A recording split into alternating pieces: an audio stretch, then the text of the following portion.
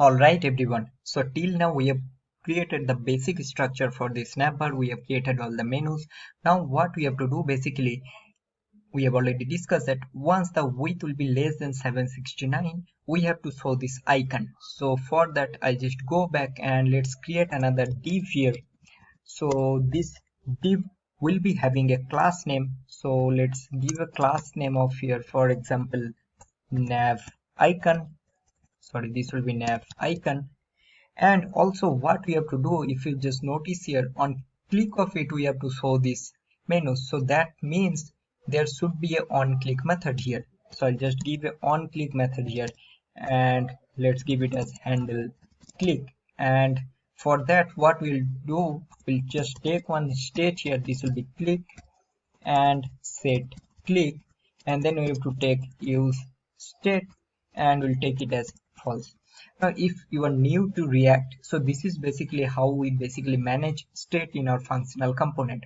So for example, because we have to check whether the user clicked on that particular icon or not, so for that we are taking this click state, and first time this will be false, and this is basically the method that actually update the state.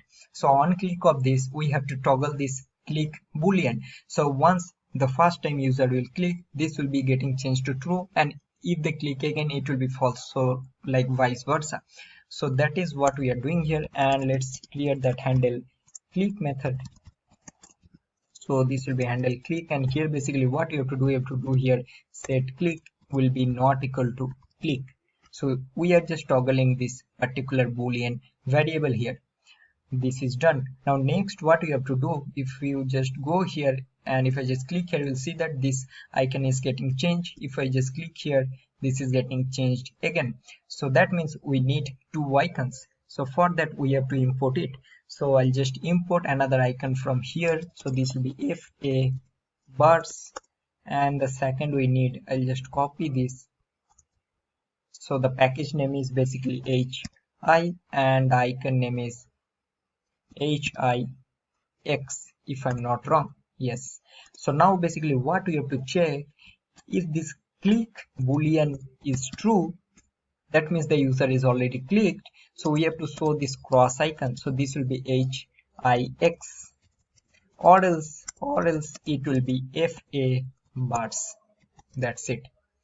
Now we also give the size property here. So let's give a size of 30, and we'll give the size 30 here also, and this is done. Now if I just save all of this and let's go back, and you'll see that if you notice carefully, we are getting this icon here, and if I just click here, you'll see that this is getting changed. Let's check again. So if I just go here and just notice this SVG, if I just click here, this will be getting changed.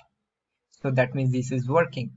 And the final thing what we have to do in terms of the JSX structure, in the UL basically we have to check that whether it is in the mobile version or in the desktop version, and based on that we have to add some active class.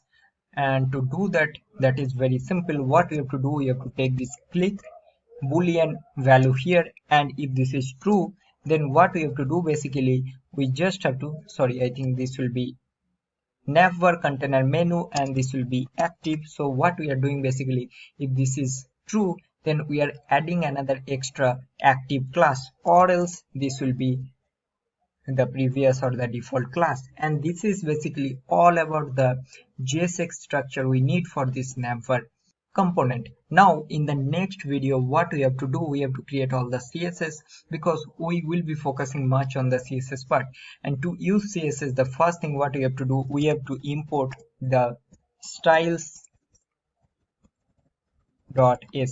file. So this will be the first step.